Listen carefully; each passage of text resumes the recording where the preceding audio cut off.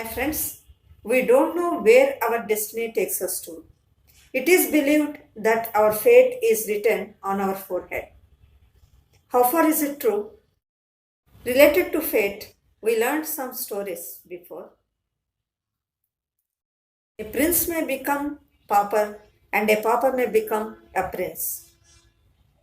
Based on that, we have an interesting story. Let us know about it. Here is the story, friends. Once there was a businessman named Samudragupta, had only one son. He had a hobby of reading books. Once he purchased a book. There was only one poem in the book, but its price was too high. He purchased it for 100 varahas.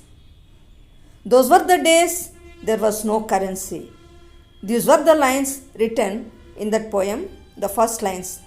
Prarabdham vardatam labhate manushyaha. Samudragupta was so annoyed with him and sent him out of his house. Those were the days there were no means of transportation. Almost he turned to be a beggar. When anyone asked his name, he was just reciting the same lines in the book that he purchased. Prarabdham vardate labhate manushyaha, which means whatever we are destined for, we get the same. People considered him as a lunatic and gave him the name Prarabdha Vardhana. Kings were the rulers during those days. Once a princess came out with her friends. She was very mischievous. She found a handsome prince who was of 6 feet tall. She sent a word to the prince. Her friends went closer to him and said, "You can see a beautiful princess there. She wants to marry you. We will drop a rope from her bedroom during night time. You can climb up, can take her and marry her. Of course, we will keep it confidential," said the friends of the princess.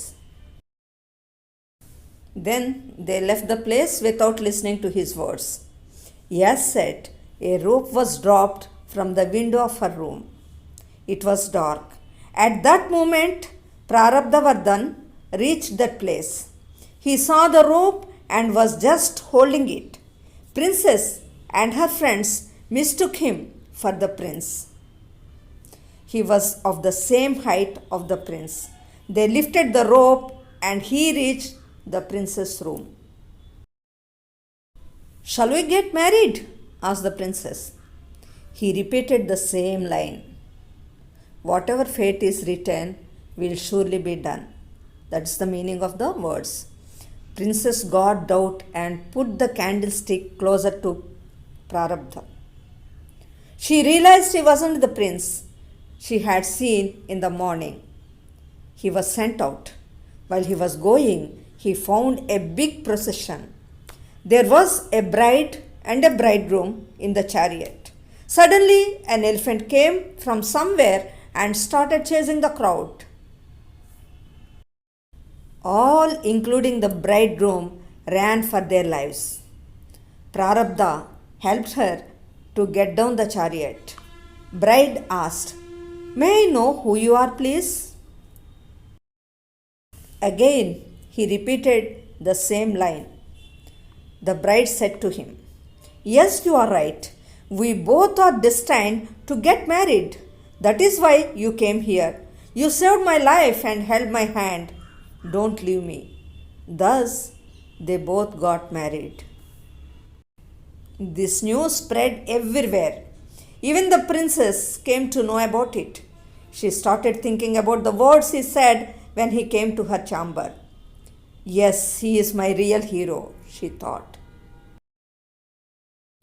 Princess went to her father and narrated everything that had happened.